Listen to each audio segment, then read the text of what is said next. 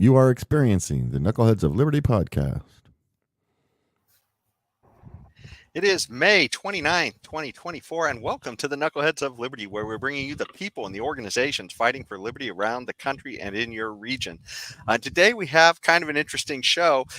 We just recently had the Libertarian National Convention, and so we're going to be getting into some issues with that. And for that, we brought out our special top secret guest, our invisible hand, James Just, who is usually behind the scenes, but he is also the Sacramento County Party Chair for the Libertarian Party. So we felt like his insights might help out a little, add a little extra to the show.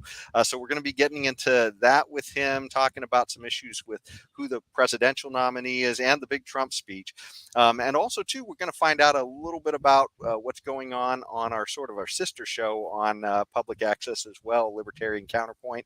And finally, we'll hit our Knucklehead Noise Patrol to round out the show with something silly, and you'll just have to watch to stick around to find out. But before we get to any of that, let me introduce you to the rest of the panel. In our lower left-hand corner, we have our screaming eagle of freedom, Tim Everett. He is a pilot in the state of California. In our lower right-hand corner, we have Leon, the word Brathwaite, last word in Liberty. He is a retired engineer in the state of California. In our upper left-hand corner, we have our very visible today, invisible hand, James Just. And as I said, he is the Sacramento County chair of the Libertarian Party. And my name is Jason McPhee, and I'll be your host today. So we always, as I said, start out with a quote, a Liberty quote. And this one kind of is apropos to what happened at the convention, I think. You know, this was a kind of a big thing that happened where it was another party's nominee showing up at the Libertarian convention to speak there and make his pitch to the Libertarian Party, which doesn't happen very often ever, I don't think. And but I thought this quote from Ronald Reagan was kind of interesting. He said, "I believe the very heart and soul of conservatism is libertarianism. I think conservatism is really a misnomer, just as liberalism is a misnomer for the liberals." And of course, he was the 40th president of the United States and the 33rd president as well. And just as a bit of trivia as well. 33rd governor. 33rd governor, yes, 33rd governor of California, rather. And just as a little bit of trivia, he also was one of the kickoffs for the reboot of Milton Friedman's Free to Choose as well. So he introed some of that as well. So just thought I'd throw that in there. So what do you guys think about this quote? Are conservatives really libertarians in disguise?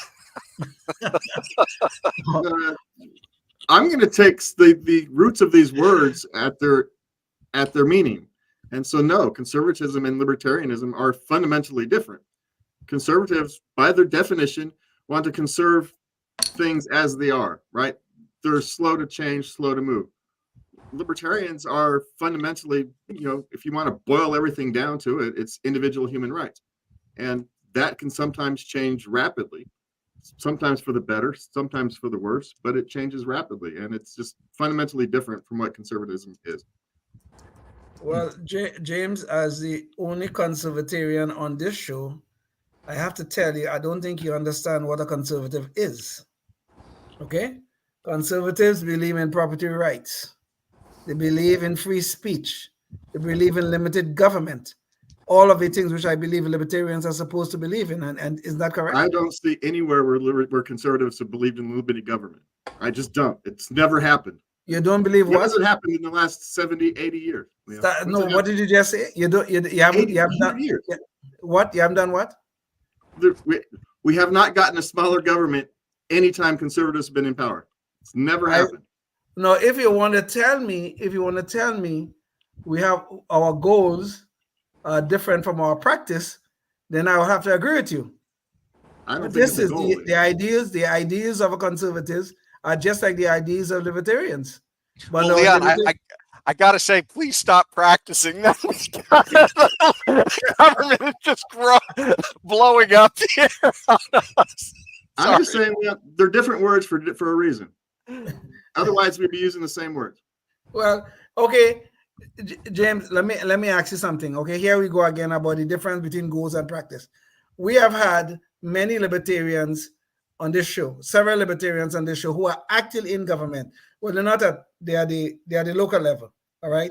We had this woman from I forget what some city here in California. We had some from other places around the country. Not a single one of them ever told us about a government program that they got rid of. Not one. No, you're right, because one person can't do it.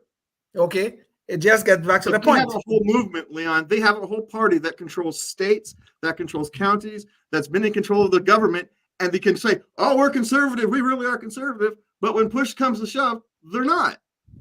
Well, I will agree. I will agree. We have a big difference in terms of conservatives. There's a big difference between our goals, our ideals, and our practices. But I am telling you, libertarians, when they get into government, are no different.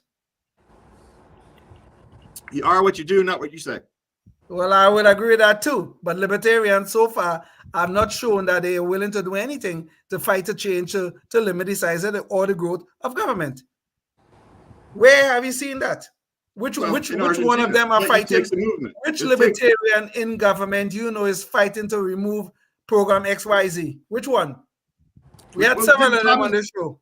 Thomas Massey, the closest thing to a libertarian that we have in Congress, has asked to end the Department of Education a number of times. Okay. He's actually submitted the bills. Okay. And he's the closest thing we have to an actual libertarian in politics anywhere. Well, sure. I'm agreeing to Rand Paul. Have done the same thing. I agree with you. And that's what libertarians should be doing. And that's what conservatives do too.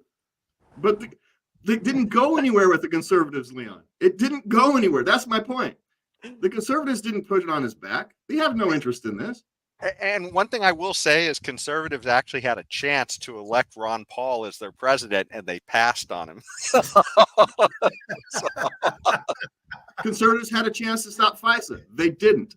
There's all kinds of things that they claim to want to do, and they never actually do it. Okay, when push comes to shove, Leon, they're just as good government as anybody else. They just want to push in their direction. James, let's be clear. Are you talking about Republicans or are you talking about conservatives? Let's be clear here. There's a difference. There's no difference at the moment. No. They are the conservatives. No. It's like saying libertarians are the Libertarian Party is the banner for the libertarian thought, whether you like it or not, whether it's good or not. It's the banner for the libertarian thought, just as Republicans are currently the banner for conservative thought. They are. No, James. You might not like it, Leon, but they are. Let me tell you something, okay? There are Republicans who are conservatives and there are conservatives who are Republicans. Those things are not one and the same animal, okay? There are Republicans who are libertarians and there are libertarians who are Republicans. Those two are not one and the same thing. They're in the same boat, row in the same direction. It makes no dang bit of difference. If you want to tell me the libertarians in the same boat, then I'll have to agree with you. But if you want to put your libertarians out of that boat, then no. Libertarians in the same boat. We just play them in circles. That's all we do. We're arguing more than the convention.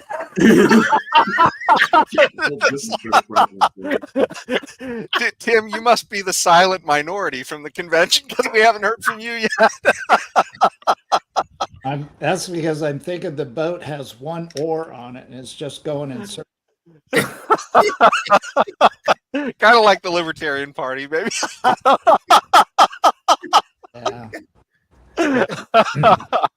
Yeah, I just, I wish Mr. Reagan would not have increased the budget and the power and scope of the military-industrial complex while he was in there. Just that one thing, let alone all the other things he did, Sugar Act and all that other stuff, to increase the size and scope of the federal government.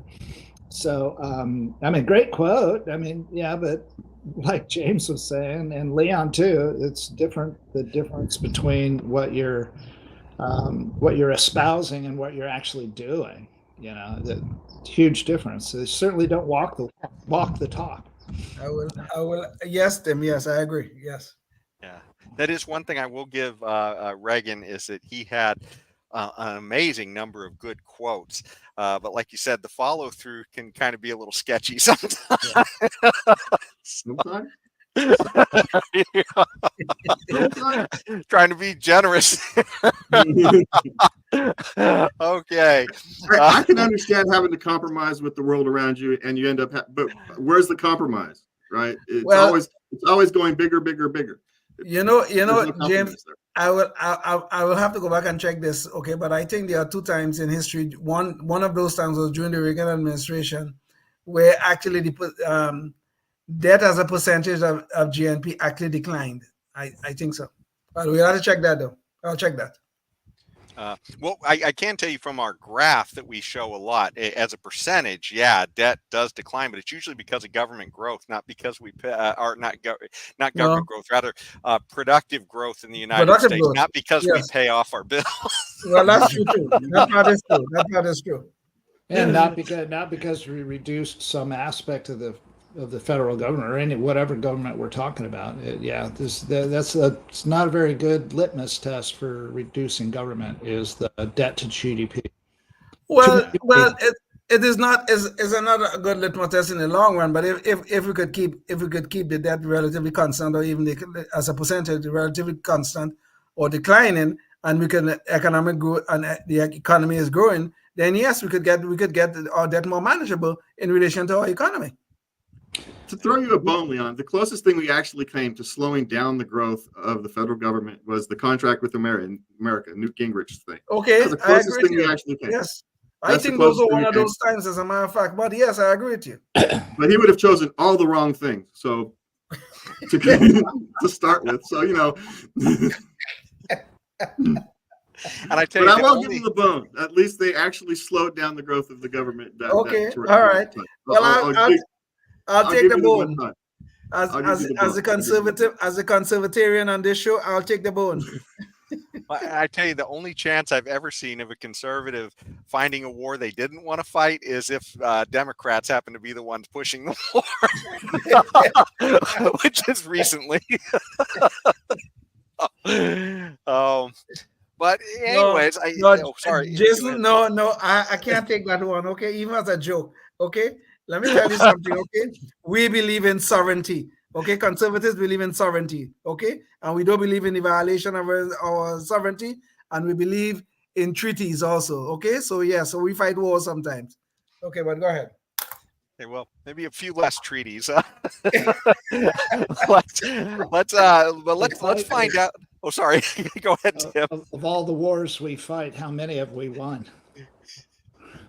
Yeah. Well, is that some kind of trivia question? I'm supposed to know the answer to that one. That's a pretty easy one. It's pretty easy to answer. I guess you could go from World War II, count that as a win, and then anything after that, and everything after that. Well, I don't think we have any decisive win after World War II. We don't. Yeah, and not even any decisive things we called wars either. Which is another part of the problem. Well, you could technically call North Korea a win, considering the goals when you started it out. North Korea still sitting there, so that's the other problem. But North Korea has not ended; it's just an armistice. Yes, but yes. Considering the goal, that's actually technically a win, because all the goal was to preserve the lines. If I'm just throwing a bone here, Tim, I'm just throwing a bone. Okay. Yeah. If you wanted to, so it's a tie. Give Korea a tie until overtime is still in overtime or something. Yeah, it's still in overtime essentially. Right? Yeah, imagine if George Washington and Ben Franklin and all the founders had been told, your greatest achievements will be in the future of preserving lines around the world. A tremendous military cost. Yeah. Well, anyways, speaking of drawing lines, usually parties, when they have their conventions, they don't allow people in unless they're of the same party. But we had something very unusual this time around. And James, maybe you could bring up the visual here.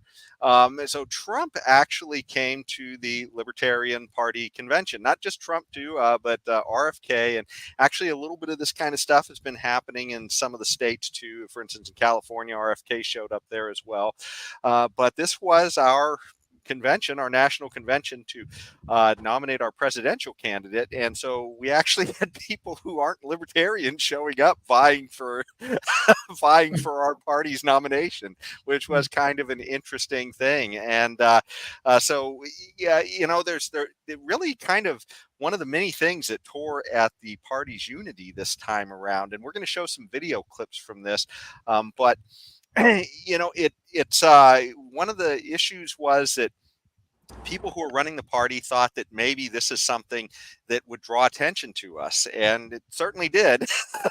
Mission accomplished. We did get a lot of extra eyeballs. In fact, every time I tried to search for something about Chase Oliver, our new presidential candidate, I couldn't help but run into 5 stories about Trump before I could find one about Chase. It kind of tells you maybe some of the attention we were getting. But on the other hand, a lot of people are kind of upset about the idea that we would have people who aren't really libertarians showing up there. So before we jump into some of the video, do you guys have any initial thoughts on this whole controversy of having people show up at your convention who aren't really libertarians? Well, Go ahead. You guys go ahead. Tim, go ahead. Tim, go ahead. Go ahead. I don't have a problem with it. I think, like I say, hey, any news is good news, or it's fine because we get some exposure to the media and that kind of thing. So I think it's okay.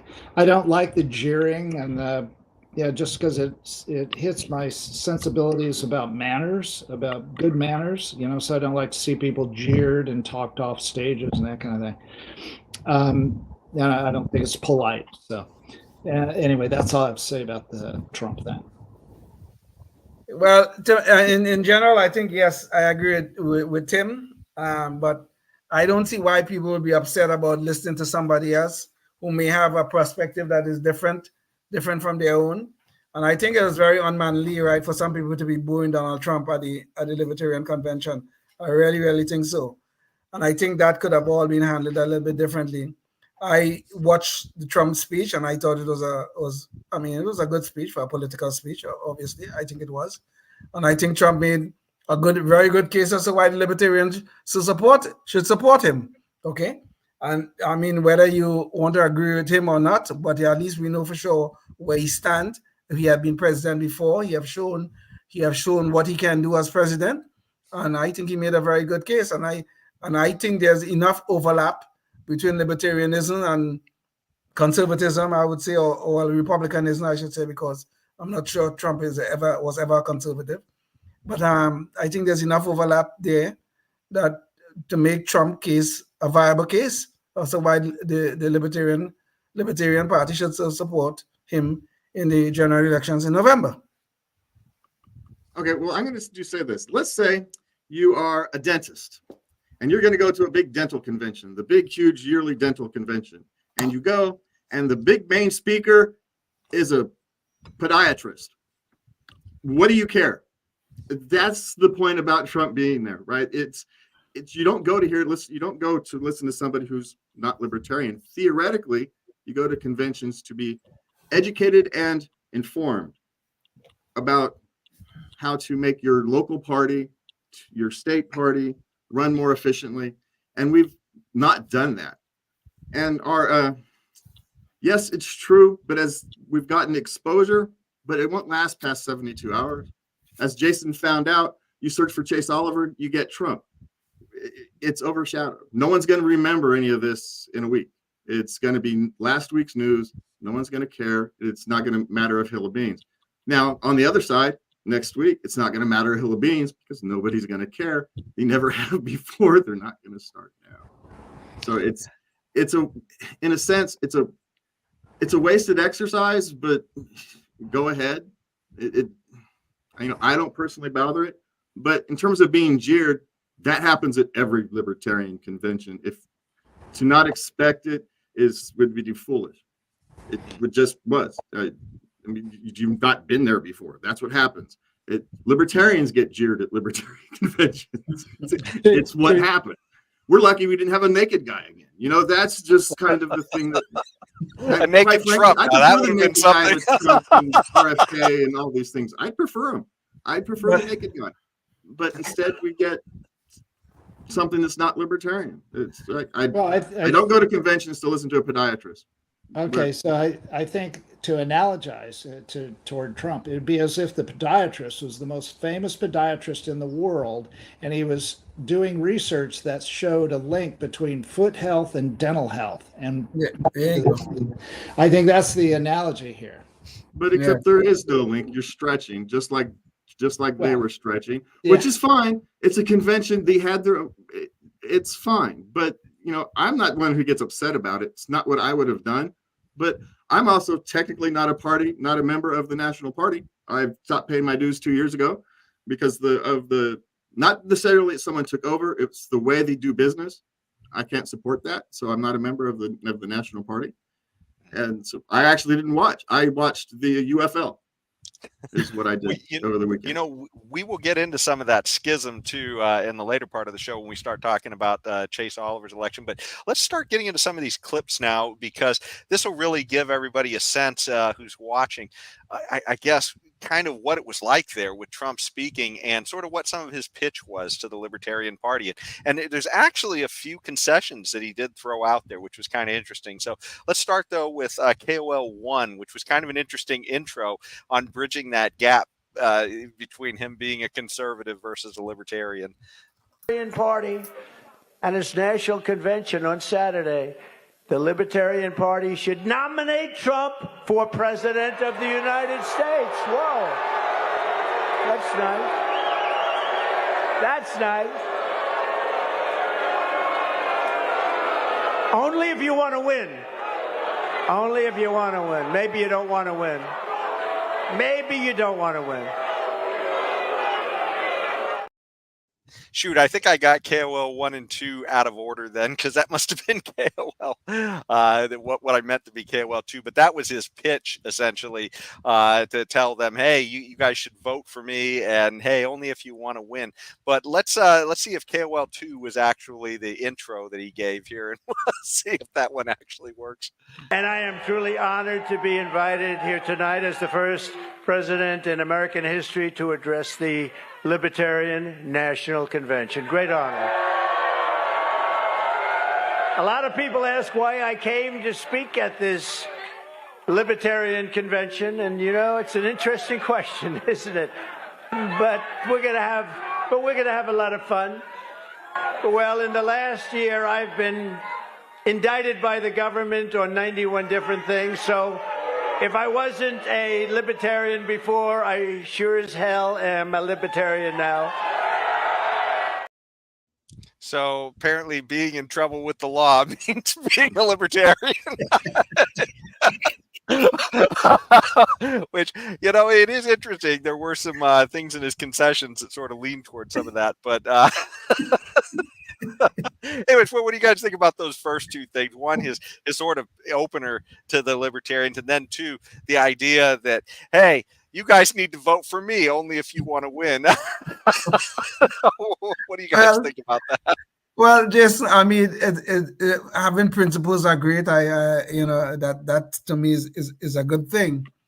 But I mean, everybody know every year, every election cycle, the Libertarians get 1 to 3%, and then we go home and we come back the next 3 years. We nominate somebody, and the Libertarians Party does, and another 1 to 3%. This has been going forever, as far as I can tell. So here's Trump giving you opening a door for you to form a coalition, shall we say, for the Libertarians to form a coalition where they could be part of that winning coalition, where you may have to compromise some of your principles in order to bring Trump into your circle of people that you'll want to vote for. But I don't see why that is a bad thing. I think there's enough, like I said earlier on, there's enough overlap that, to me, between the Libertarian Party and the Republican Party that could allow Trump to be, I wouldn't, maybe not a nominee, but certainly to earn your vote. Well, I can say if we wanted to be Republicans, we'd be Republicans. That's why we're not. The difference is all the difference. And we don't win. You get Trump in office, we don't win. We still get the trade wars, and he's still going to fight the same wars that they're going to still want us to fight. We're still going to pay for him anyway. We're not going to fight them, but you think they're not still going to send money to Ukraine? They're not still going to send money to Israel? Of course they will. They always do, and he will do it just like he did the last time, right? It wasn't to Ukraine, but he spent the money they asked him to spend, right? And wherever they asked him to spend the money, he spent the money, and you don't actually win by getting Trump. You just don't. Just like we don't win if half the people also said you should support Biden, you should support Biden. We don't win that way either. Playing this game, this left-right game, is where we lose. Choosing the language of the left or the language of the right is where we lose. We have this nasty habit of trying to stick our finger in the hair, pick the language that is flowing, and then try to go that way. And it's silly, but that's what we do. Okay, let me ask a question here, okay? Mm-hmm. A question of practicality. When do you think over the next 50 years, the libertarians will get a chance to fight from the inside? Right now, we're fighting from the outside. Libertarians fighting from the outside, okay? And I will say from the Let me finish. I'll tell you what happened. No, Leon, this is an easy one. It'll happen the exact same way it happened in Argentina. When everybody is so damn miserable, we will come in from the outside. That's the only way it's going to happen. You cannot fight this monster from the inside. It will have to be like Argentina.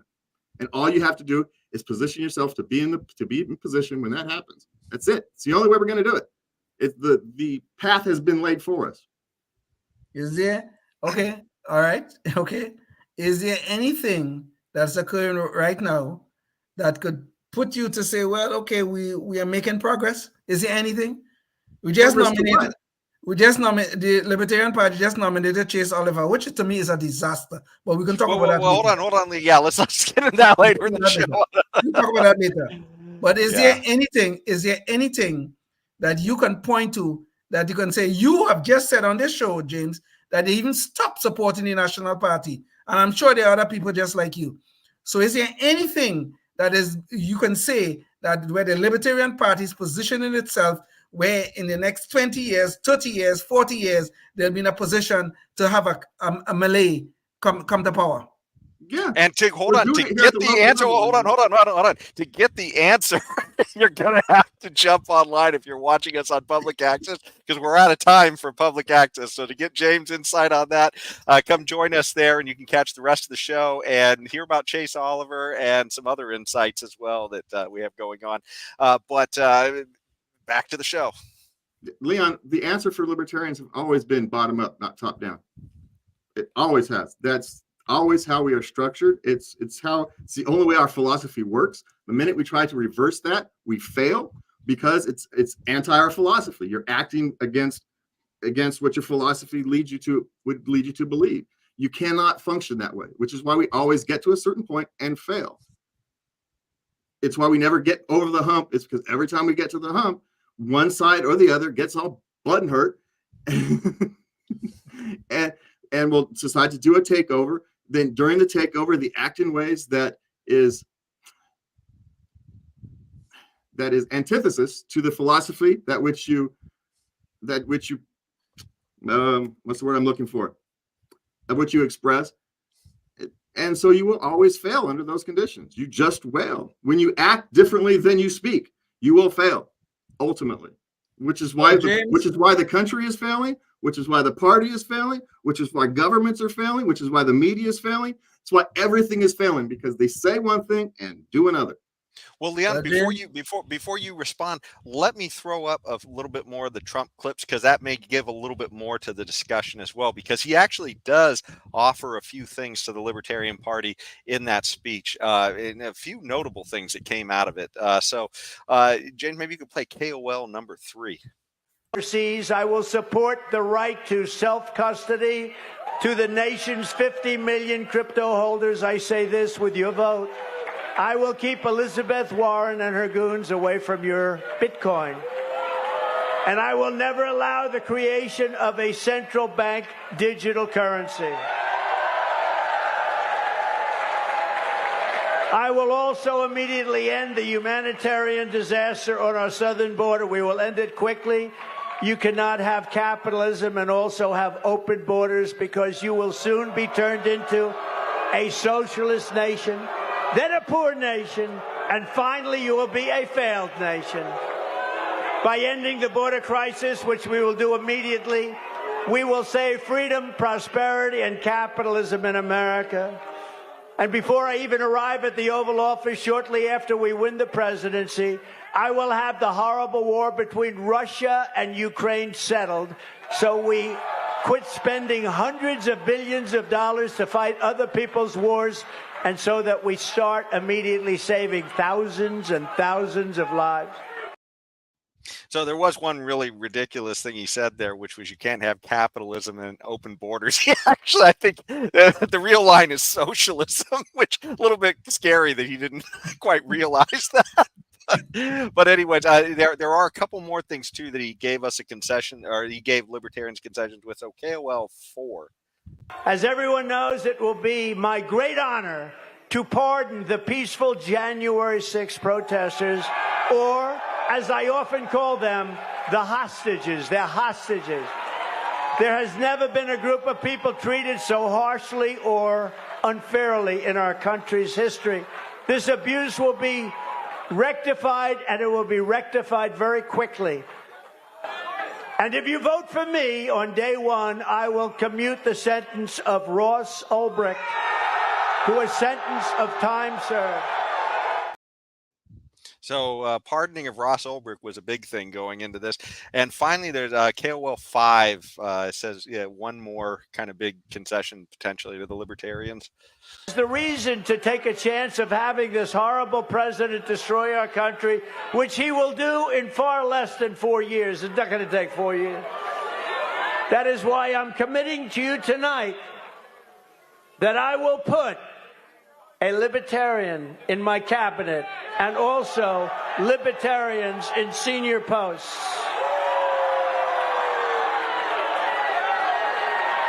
Pretty good. That's pretty big. Or you can keep going the way you have for the last long decades and get your 3% and meet again and get another 3%. No, you want to make yourself winners. It's time to be winners. You have a lot of common sense. It's time to be winners. It was kind of interesting. Some cheers, some boos. It was kind of a big mix. But I did think that was really telling, though, that Trump didn't quite understand it's open borders and socialism and not capitalism. That's the whole argument for libertarians, right? Why we want open borders. Yeah, well, we'd all be for open borders, if not for the social safety net. Well, it's at least a breath of fresh air that he wasn't reading off of a teleprompter, because otherwise he wouldn't have made that mistake. Yeah. Actually, he looked like he did have teleprompters there, which is even more alarming because maybe it means his writers don't know the difference. That could be. It's possible. It's possible. I'd like to know his definition of libertarian. Just out of curiosity. Now, would he stick someone like Thomas Massey or Justin Amash or on the in there some on his cabinet somewhere? Sure, maybe. But or will he call his son a libertarian and then put him on the cabinet? I don't think he'd want Rand Paul out of the Senate. I think it'd be silly to take Rand Paul out of the Senate. So I don't think it would happen. I think hopefully he's smarter than that he wouldn't pull Rand Paul out of the Senate. So you'd find someone, a Justin Amash or someone of that nature. And even then, again, depending upon your definition of libertarian, there's libertarians who don't think Justin Amash is a libertarian. As stupid as that is, there are people who don't think Justin Amash is libertarian. So, but again, until these things happen, I treat Trump like a teenager. Until stuff happens, you can tell me anything you want. And it's not like I treat Biden or Newsom or anybody else any differently. I've been around the block. I'm 54 years old. I've been listening to these people for 40 years. I have no reason to believe a dang thing any one of them has to say, especially during election season. Well, I do know one person who was very happy to hear the news from that, and that was Ross Ulbricht, because I think he's already been interviewed or something about this, and I think he's actually pretty happy that he's got that commitment. If I was Ross, I'd be happy too, right? At least it's a light at the end of the tunnel. I just hate for that light to be switched off. If it, you know. And by the way, for our guests, want to get my hopes up.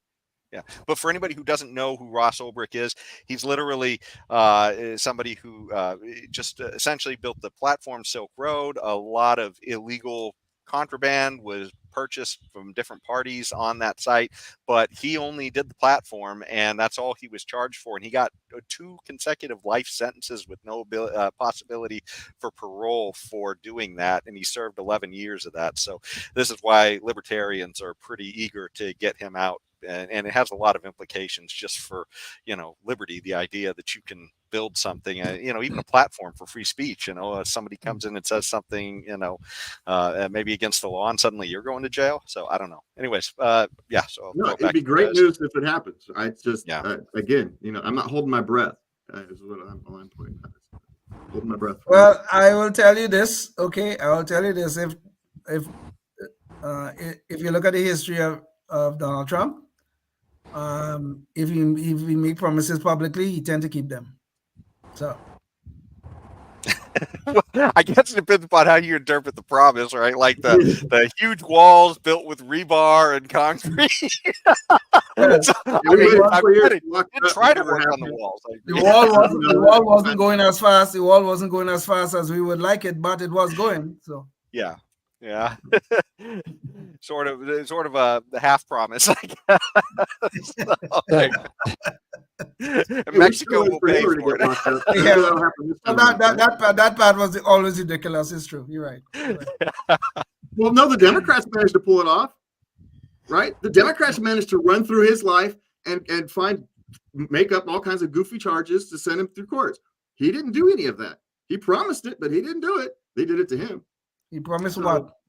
I'm to jail Hillary. Remember when he talking about lock her up, and the Democrats actually, followed through. One of actually they follow through on a lot of terrible things. The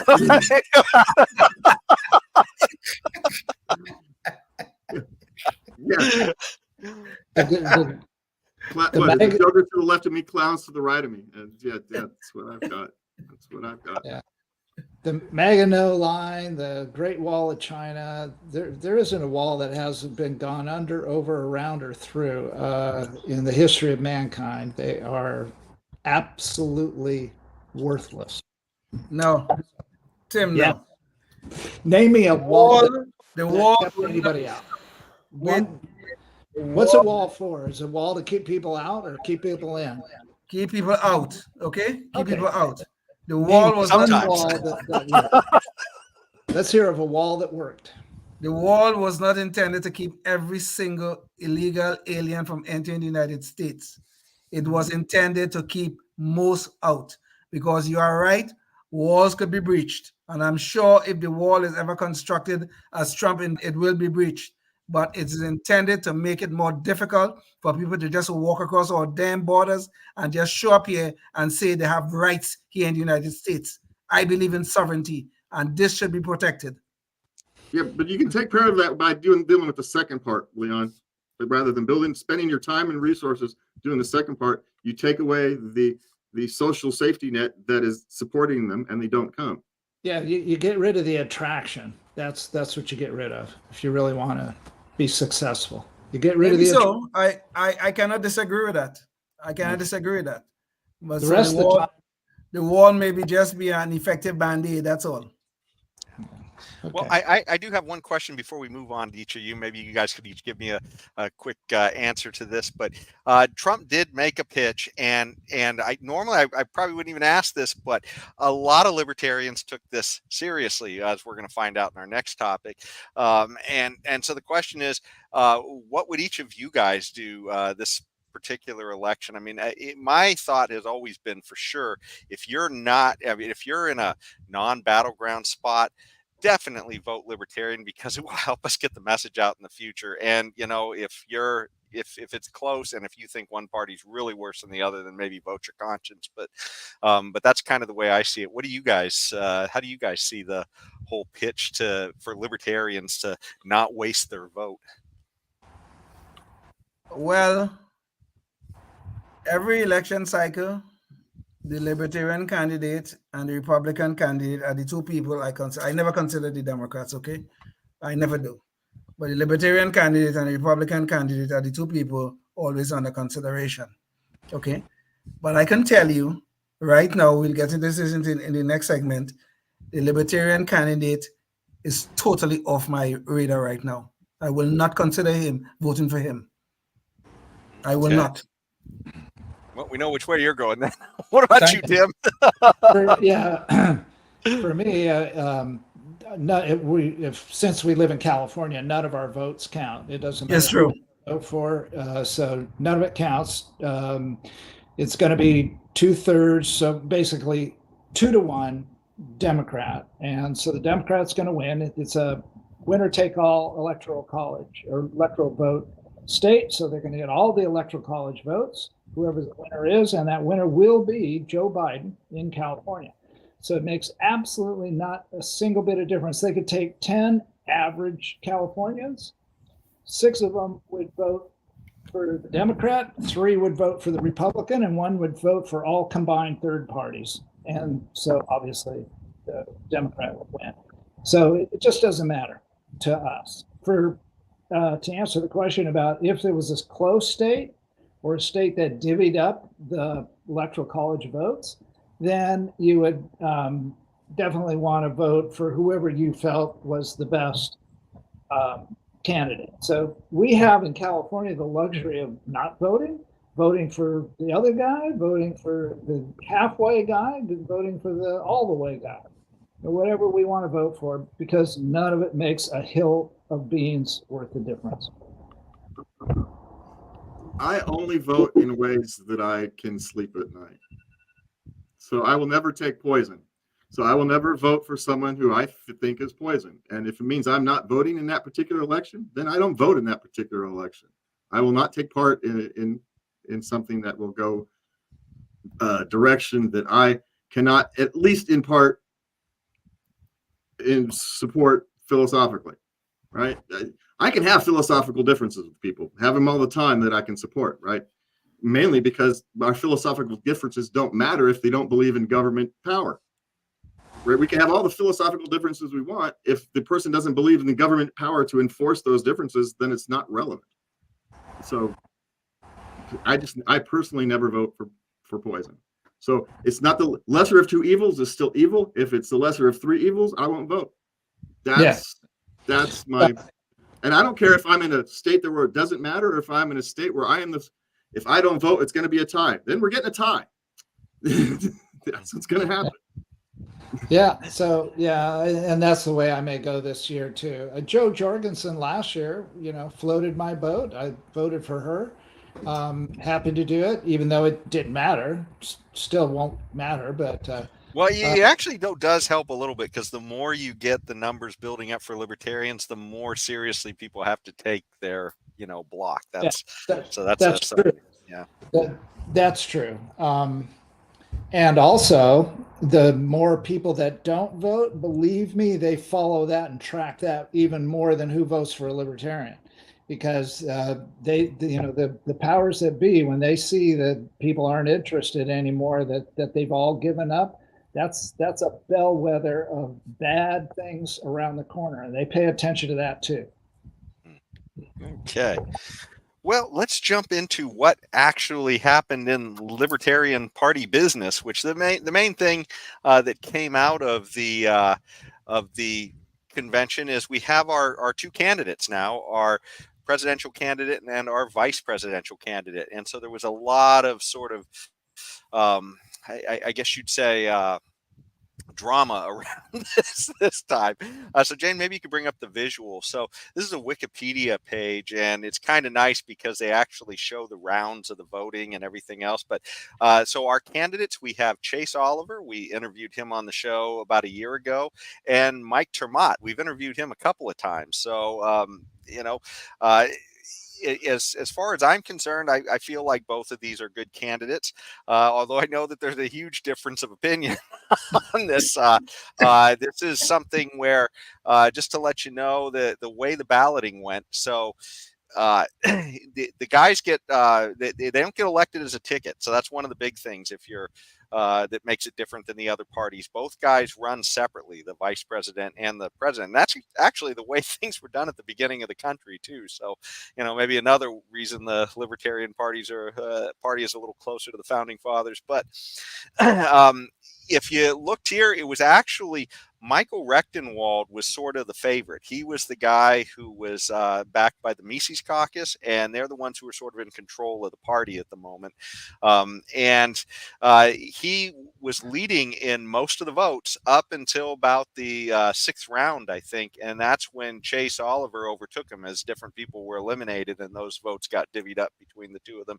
And finally, Chase Oliver won in the seventh round. And so Michael Rechtenwald, being backed by the Mises Caucus, was pretty close to being an anarcho-libertarian. So that's somebody who pretty much wants no government, I think, is pretty close to his position.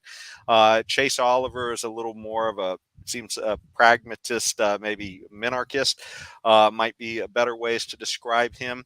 But we do have a video clip from our show where we interviewed him before, and I think it's important for people because there's a lot of kind of misinformation, maybe potentially misinformation. There's a lot of controversial things that people are saying about Chase Oliver, and I think this video clip from our interview with him really shows what his ultimate driving philosophy is. So maybe you could play, I think it's KOL 6. And it just seems that the longer I'm here in the liberty movement, the more closely I get to being minimalist of government, which is minarchist, where I'm at now. Not quite an anarchist. Friends in the liberty movement, and I respect their position. And I hope they join me in cutting down government from where it is right now, which is far away even from minarchy. But yeah, the ideal is to get government down to basically securing our sovereignty in our borders as a military from attack from outside of our borders, and to secure people's liberty and property through contract and the adjudication ability that we have through the courts. That's about it. I also call it the night watchman state. But yeah, it's about as close to anarchy as you can get while still having a government. So I just wanted to play that because there's an awful lot of people saying an awful lot of things, and he does have some maybe personal life views that may differ from some, of the norm.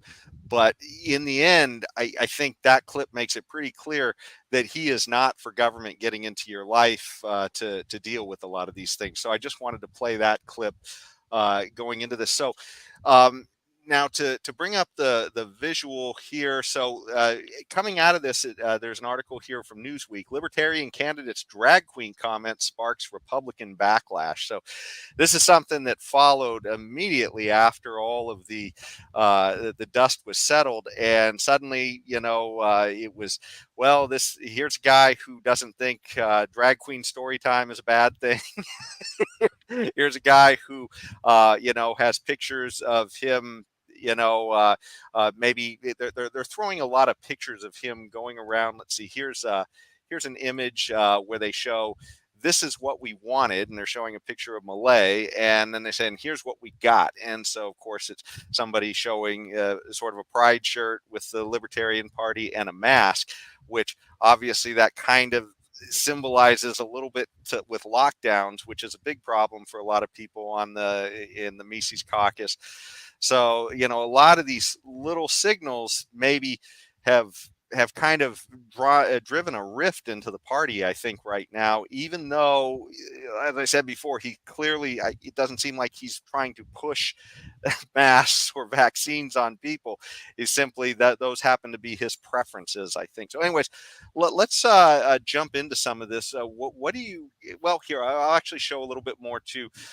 There is, so here is something about the masks. Here's a post from Chase Oliver that Tim had found, and it says, "So I am having Thanksgiving of less than 10 people, and we will be masked inside when we eat, since masks have to come off. We will be we have spacing happening. It's not impossible to be responsible. Limit the size, wear a mask when not eating, space yourself accordingly." So again, these things kind of feel like stuff that was associated with the left during the lockdowns. And finally, there was the stuff about the drag queen story time and the idea of, I guess, transgender care, I guess, and stuff like that. And his thoughts on that. And this was this came from a particular interview with Austin Peterson, and he analogized drag queen's story time to the Wiggles, which kind of also struck a lot of people as a little bit off. So that's kind of what's sparking a lot of the controversy here. I think they don't feel like he is as, I guess, hardcore libertarian on economics potentially, or reducing government's impact in your life. And that seems to contrast a little bit with what we got out of him in our interview. So I'll just throw it out there to you guys. What do you guys think about all of this? Tim, you can go, it's man. Tim, go ahead. Yeah. Oh, James, go ahead. Well, one, there's always a rift in the Libertarian Party after a convention, even if especially if it's a presidential convention and a group doesn't get what they want. It happens every single. James, I also should preface your comment just with one more thing. About half of the party, the Mises Caucus, has said they won't vote for him in the regular election. So I just wanted the same group that didn't vote for. They didn't vote for Joe Jorgensen the last time either. They're not. It is what it is, right? It's the same group of people. There's always a group of people who will either stay home because the person isn't libertarian enough in their view, whatever that view is, and the other group will always vote for the party member. And then there's those of us who will make a choice on individual noises. We're libertarians from the ground up. This is how these things work. So I don't know. It's just this rift has always been there. There's nothing has been exposed. The rift it's always there. It's when we have an activist problem, right? Activists are terrible at running things, and so what happens is, and you watch, we'll see this in 2 years. A new group will take over, and we'll end up rinse and repeating the same thing. Just wait for it. But until we get to a point where the party is actually representing the rank and file, the reason I'm not part of the National Libertarian Party is because I have no say in the National Libertarian Party. I give them my money, I give my effort, but yet I have no say because I don't go to conventions, right? A shareholder of Disney has more say in how Disney is operated than I have say in how the Libertarian Party is operated, right? They at least get to do their shareholder vote, right? At least if you own votable shares, right? At least they have more say in the party leadership, in Disney leadership than I do. And yet we, despite being 2024, we somehow have left the average libertarian out of the bag, out of the thing. We pay no attention. Only those activists who show up have a say. So you will always have an activist party, one way or the other, and because of that, you will always have a split. So until you can actually engage the rank and file, we're going to have a split. That's the difference between libertarians, Republicans, and Democrats. Republicans, they get the rank and file involved, even if it doesn't seem like it. Because there's so many of them, right? There's just so many of them all the time. They're involved. We have to get our rank and file involved, and the only way to do that is to send them a yearly ballot. Here's on your ballot to choose your party leadership. Send it back in. That's the way to long-term fix the party. It will fix it right away, but in 20 years, after 20 years of that, we'll have a vastly different culture than we have now. Because right now our culture is selfish. We all want what we want.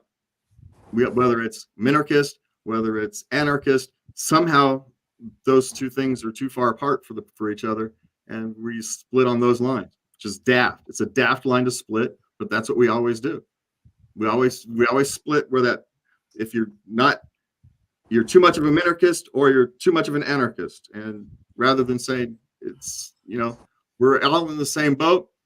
Yeah, we're in the same boat, but one's rowing one way and the other's rowing the other. All we do is spin it.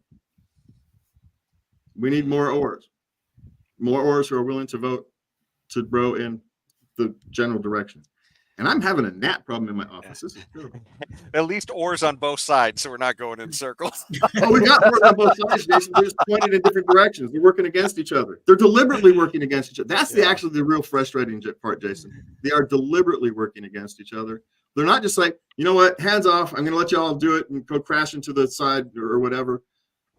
They're deliberately working against each other. It's one thing to say, all right, fine, you've won. You can go do your thing, and just watch to make sure that the processes are being followed and let the chips fall where they may.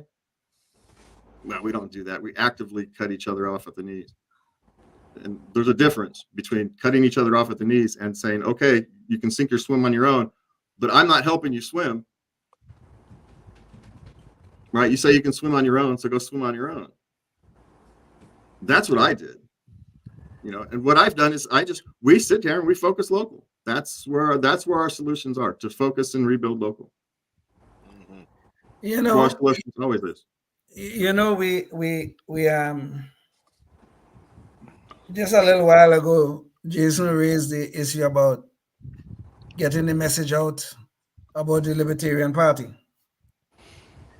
And I think the whole message of liberty is something that is being lost in our great land. But when the Libertarian Party nominates a man like Chase Oliver to represent them out there, you're not building a message. What is happening to the Libertarian Party right now is that it's being set aside as a bunch of fringe and wackos. Because here's Chase Oliver. Let's take Oliver. That's the man we're talking about right now. This is a man who believes in transing kids. Transition is okay. You have to take them on a case-by-case basis, as he said on our show, but he thinks transing is a good thing. Let me just clarify just a little bit. He has clearly said he is not for surgery, but he is for the hormone treatments. So the hormone treatment is bad enough. Okay. Yeah. However, okay, because those hormone treatments are totally irreversible to start with, and it's being done on kids.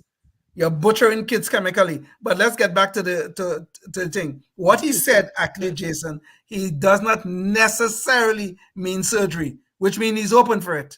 No, he actually was on Austin Peterson's show and said that he did not support surgeries. He said they had to be over 18, but that's still, like you're saying, the hormone treatment is serious. In fact, we do have a very short clip of that, and I do want to play it since we're really diving into that point, and this maybe will help to clarify his point a little bit. So James, can you play KOL 7, and then Leon can jump back in on it? I believe that parents and doctors should be setting care for their kids for the most part. I don't think that that's the realm of government. Again, as a minarchist, I don't think the federal government should be setting that policy. I think that's the policy between a parent and their doctor and their affirming care. If they want to go through that stuff, that's freedom. And you can like it or not like it, but I believe that a parent and doctor should be making those decisions in consultation with the child, because that's ultimately the authority figure, the patient, and the doctor. There's no room for government in there. So essentially, government out, but the parent, the child, and the doctor involved in the decision, which is real sticky area for libertarians. So sorry, Leon, back to you again. I just wanted to throw that out there because that really helps to clarify what his position is before we pick it apart. Gender affirming care. He used the word affirming care. He didn't use the word gender, but gender affirming care is nothing but mutilation and butchering of our children. And I don't know how else to say that. And this man believes in it. Is he talking about hormone replacement therapy, which, for example, would be giving testosterone to a female to become more man? Or do we know this for sure? Is he talking about hormone blockers, which block when a child is going through puberty? It's puberty blocker. Puberty blockers. All the therapy, so you see, there's a there's a big difference. Yes.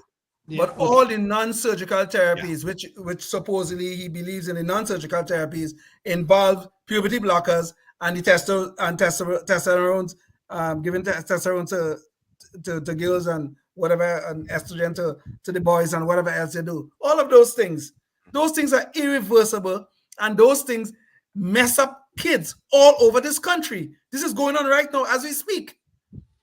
These are scientific. We just had two very good reports about this. One is a CAST report, and the other one was, I don't remember what the other one was, that just spoke about these very issues.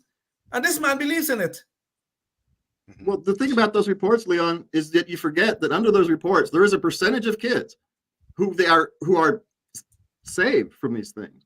Now, I agree with you. If they are not insanely careful, on who they choose, it can be insanely damaging. But those reports also say, right, the same reports that tell you that they are harming kids are also saying there's a selection of kids with whom they help. And guess what? I don't want to be the one sitting there picking and choosing who gets help and who doesn't. The government has no business being there picking and choosing who doesn't. I have no business. It's not my choice. It's not my business.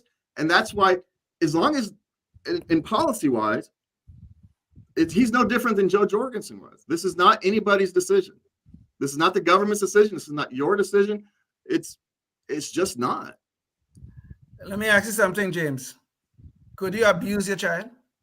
Could you legally abuse Leon, your child? you forget, Leon, I know people who these surgeries have saved. I have literally known them who they have saved. So you're sitting here telling me it doesn't harm everybody. No, there's no such thing.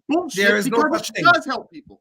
There is no such thing. One person, and please, then it's worth please. If we have to be careful about who we use it to, I completely disagree that we have gone way over the line on who we apply it to. But we can't conflate these two. We have to be able to separate the stuff from the stuff. Please answer my question. Please answer my question. Can I legally abuse my kids? Define abuse. 2 weeks ago, Anything. I watched a child. No, Leon, 2 weeks ago, I watched the city come down. I watched the I town will define. Let me define abuse. I'll answer that question. Yes, you can legally abuse your kid because you can give them, you can circumcise them and cut off body parts, and you can You're gonna have to do define that legally. Fine, I'll be consistent and say we should stop that. But yes, cutting off healthy body parts is abuse. That's my definition. Given chemicals. We're not talking about cutting off children. Let me finish. You asked me to define abuse. Let me finish. Giving chemicals to kids that interferes with their natural process of development. That is child abuse. We don't know what someone's natural process of development is. What do you mean we don't know? Because Leon, I have a child who has had chemical imbalances.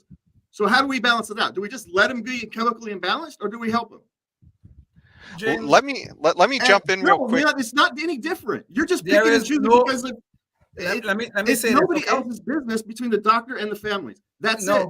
Let me exercise the host prerogative here, because I did want to jump in with an analogous issue here. And James, I just pulled this up, but maybe you could bring this visual up, because this is kind of on parallel with the same issue. Because when you're talking about who decides, now Chase Oliver is really clear. He doesn't want the government in there. He wants it to be a decision with the parent, the child, and the doctor. And I mean, it's wow. I mean, I can't imagine wanting to do that to my kids. But once again, I don't know that I want the government making the decision either. But here is an analogous issue, and that's Christian Science, right? I mean, do we want a Christian Science parent to be prosecuted if they decide that maybe the vaccine isn't right for their child? Or maybe if they decide that, hey, there's a life-saving operation, but they prefer to pray? I mean, this is kind of an analogous issue here. Do we want the government to make that decision on what the right thing is, or would we rather kind of minimize the issue by letting it be the parent and the doctor and the child making that decision? I personally, I'd be a little bit alarmed if we got into a situation where, let's say, we became maybe an Islamic country, and suddenly there's some sort of a decision where maybe that religion doesn't want certain things being done, and suddenly you can't take your child to the doctor because that's out of the ballpark. I mean, I don't think I think it almost better to err on the side of letting the children or letting the parents and the doctors figure it out rather than the government. But anyways, that's kind of the analogy I'm taking of it. That there are parallels that go in the other direction is all I'm saying. So I guess what do you guys think about that? Yes. Well, let's point out that a lot of this has happened because the government mandated that insurance companies cover these procedures. If these procedures were paid by cash, you wouldn't be seeing a lot of these. You just wouldn't. Yeah, You'd only be seeing the most extreme cases because those are the people who would want it. Yes, there It are would be a parallels, self-selecting Jason. problem. I agree. There are parallels. Yes, I agree. Okay. And we should look into those things to see if they cross any line. But there is no amount of surgery and no amount of chemicals in this world that can change a boy into a girl or a girl into a boy. There is no such thing. This is an impossible delusion.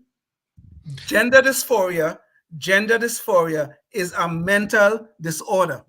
And I have total compassion for the people who suffer with that disorder. And I'm all in for treating it as a mental disorder and working as much as we can and allowing parents to make decisions about the treatment of their child in terms of their dysphoria. But there is no amount of chemicals or no amount of surgery in this world that could change a boy into a girl or a girl into a boy. So I don't see why any parent should be allowed to abuse their child in this manner.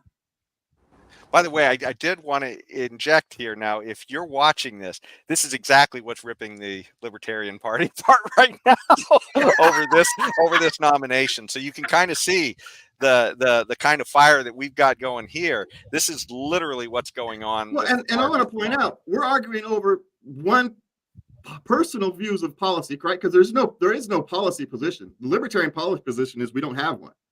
Right? There is no keep government out of it. Yeah.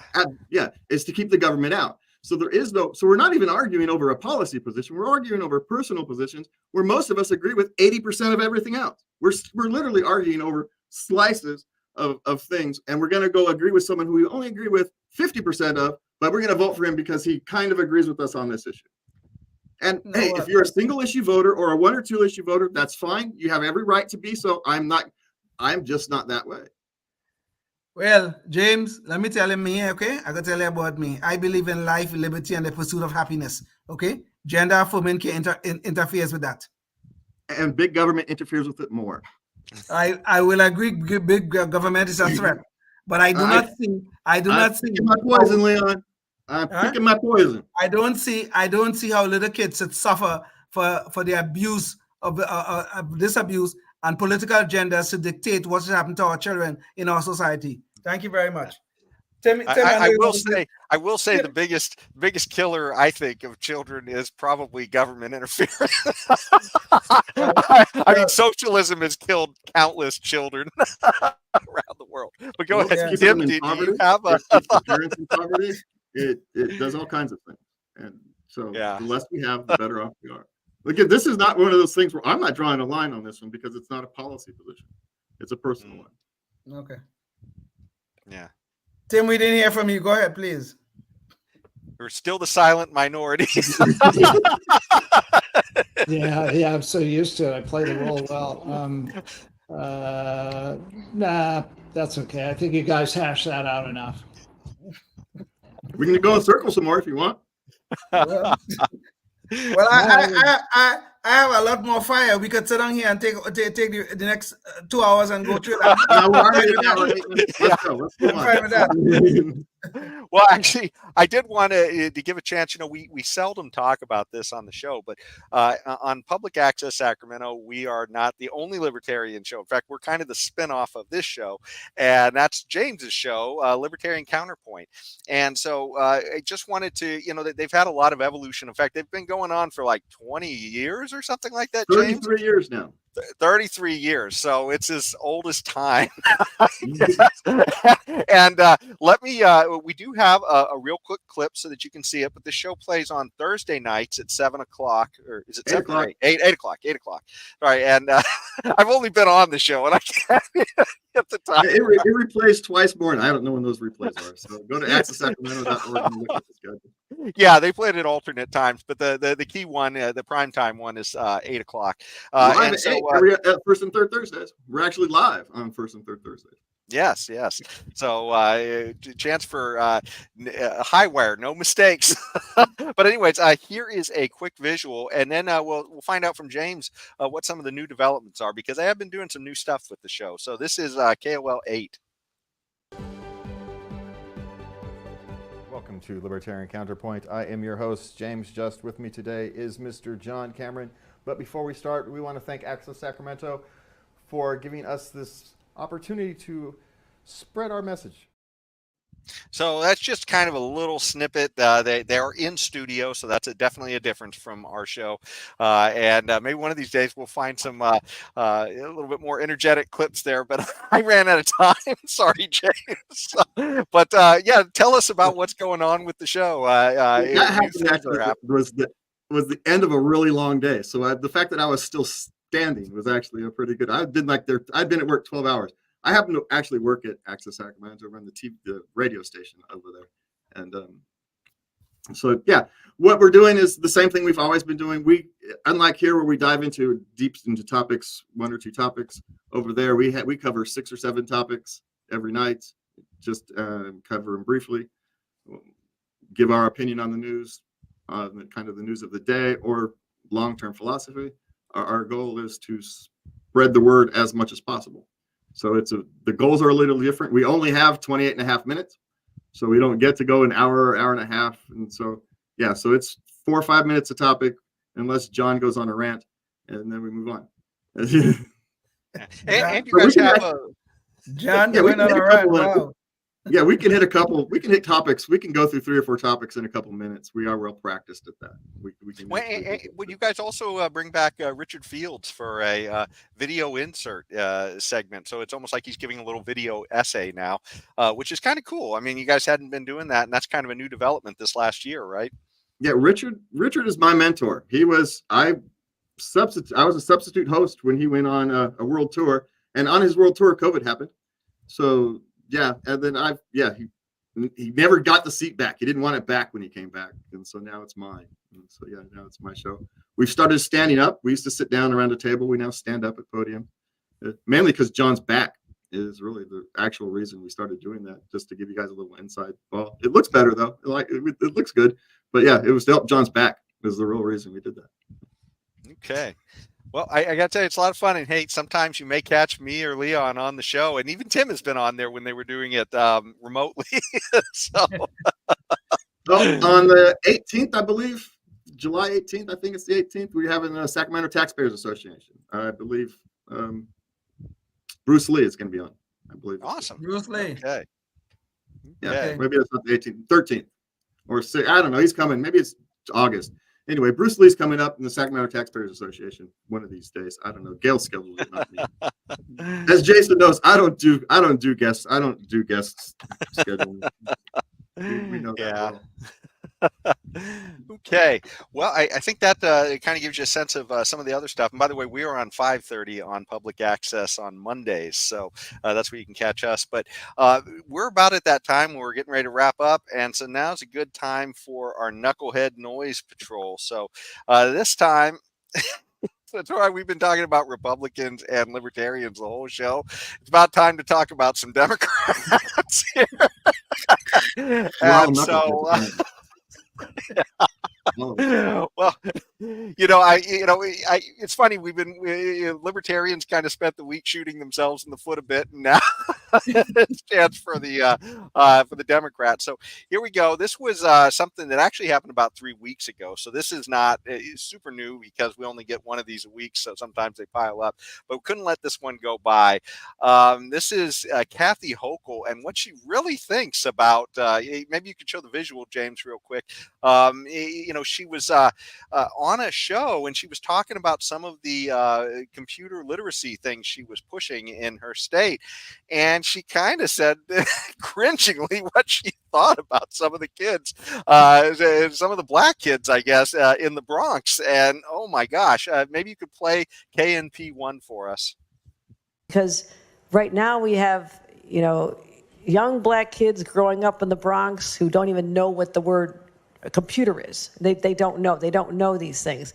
And I want the world open up to all of them, because when you have their diverse voices. So it seems like they can't help themselves but fixate on race to the point where they just shove their whole foot in their mouth about race. What do you guys think about this? Kids don't even know the meaning of the word computer. Come on.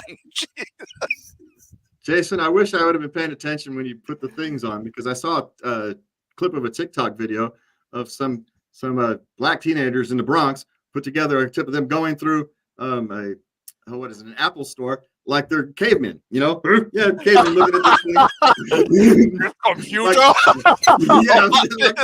is this? I don't know. Walking around the Apple store like they're cavemen. So I would have brought that if I'd have known. If I should need to pay more attention.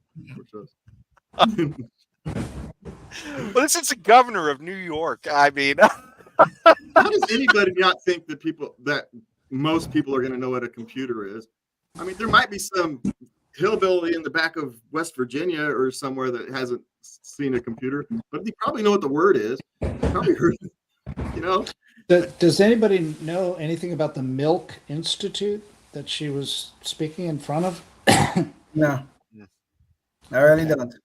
Is that the Harvey Milk Institute? Maybe it is. Maybe it is. I don't know. Don't know. I would have thought that would have been in San Francisco, because that's where the guy did his politics, I thought. But yes, that's true. It tells you where my reference is from. It's California. I have no clue. Yeah. What does Tim have to say about this? About this? Yeah. Well, what was I saying prior to the show? Insulting, derogatory, insulting, and racist. Yeah. Derogatory, insulting, and racist, all at the same time to this kind of thought. So not only that's Kathy Hochul's new campaign slogan. Yeah, there you go. So not only do the black kids in the Bronx don't even know the first thing about computer, including what it means, but they also don't have an ID. So they're no wonder, they don't have an ID either. Well, no black person has an ID. We know that, or very few. Oh yes, not enough. Oh yes, or a significant amount do not have a. According to Joe Biden, I mean, that would just be a disaster if you required IDs for voting. Of course. He wouldn't get elected. I mean, that's a significant number of the voting block. So that's a lot of people that don't have IDs. Okay, another situation. I guess we'll have to adapt that, Tim. You see, in the last presidential election cycle, Joe Biden told us if we can't tell the difference between him and Donald Trump in terms of our voting patterns, we ain't black.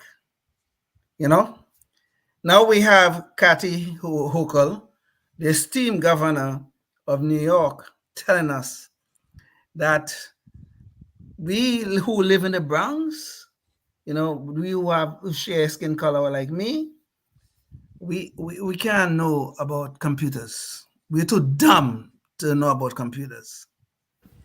Over 60 years ago, a man named Malcolm X warned us about these people, white liberals. They come with a smile and they make you think they are your friends. These people are nothing but a bunch of modern-day racists. They and the Ku Klux Klan have a lot in common. So, like I said, when we first spoke about that, I think we spoke about this before, it's an election time. So you're going to always hear these white liberals coming up with their things that they're going to save us. You see Kathy Hochul, you know what she said after that? You didn't play the whole clip, Jason. You know what she said after that? Something about, opening up the world to these kids. She's going to save us black people, Joe Biden, he is going to save us too. Mr. Racist, he's going to save us too. Just like Lyndon Johnson, he was trying to save us when he gave us the Great Society that destroyed the black family in America. He's going to save us. These white liberals are out there trying to save us. Pause. Oh, my God. We need these white people to save us. Oh, God. Yep. And every election cycle, they come with the same horse crap. Every election cycle. You know what we're going to be hearing about over the next 5 months? We're going to be hearing a lot about reparations. Believe me. Watch and see. They're going to save us. Don't worry. Yeah, look, they're going to save you from systemic racism, Leon, with more system. That's how they're going to do it. Yeah. Well, I guess we won't have to worry about reparations if they can't find a computer to.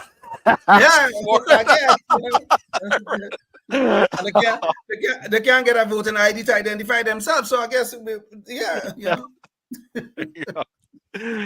Well, I can't. I think we've about exhausted the show here, but again, kind of a really tumultuous show on the Libertarian Party. That's the only way we ride in the Libertarian Party. Welcome to the Libertarian Convention without being at the Libertarian Convention. There you go. You got it.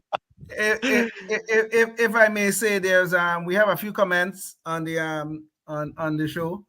Could I read one of them, please? Oh, sure. Yeah, it's a mystery to me. So. Okay. From somebody named Zipper Marie. I don't know who that person is. I don't know if anybody knows who that person is. But the person says, Mr. Leon, I feel you are crossing the line.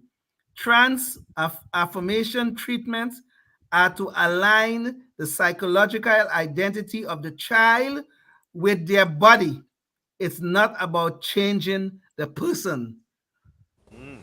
Okay, Zipper Marie, I would like to talk to you, okay? That's my open challenge to you. Well, maybe, if we get enough of these comments, we'll have a little mailbag where you can answer them. But until then, I guess you'll probably have to answer online. We're about exhausted on the show this time. And I don't want to get us back into those choppy waters again, though. But thanks for that question. Is it Zipper Marie? And Zipper Marie, yes. Zipper Marie, yes. You'll get an answer one way or another. There you go.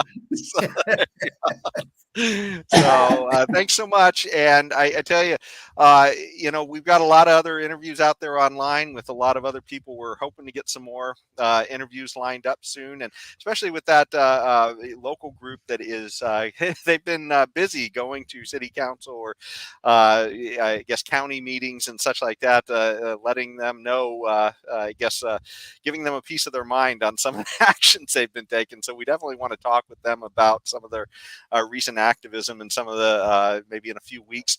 And hopefully we'll have some more guests lined up as well. But like I said, you can check out a lot of the good conversations we've had with people, including a lot of these libertarian candidates as well online. You go check out that Chase interview as well. Find out a little bit more about what he thinks now that he's the candidate. But until the next show, think about what you... Jason, if you want to vote me out of office, show up at the meeting on July 15th. You can vote me out of office.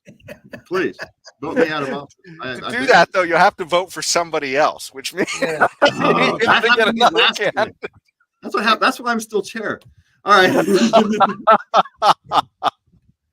But yeah, definitely think about what you could be doing. And hey, it sounds like James might actually have a position as chair of the Libertarian Sacramento County. So you can. I think I'm a little bit too tied up with this show at the moment, but maybe eventually. Until next time, think about what you can do in your community, because I tell you, that's what all this is about. And like what James is talking about, ground up, bottom up in your community, that's where we can make the biggest difference right now. So think about what you can do. And boy, there's been a lot of great people that we've talked to who've done a lot in their communities. So maybe take some inspiration for that. But until the next time, stay tuned and stay free. Oh, yes, indeed. Life, liberty, and the pursuit of happiness, always and forever. Thank you for listening to the Knuckleheads of Liberty podcast. Find us on Facebook, Rumble, YouTube, your favorite podcast network, and at knuckleheadsofliberty.com.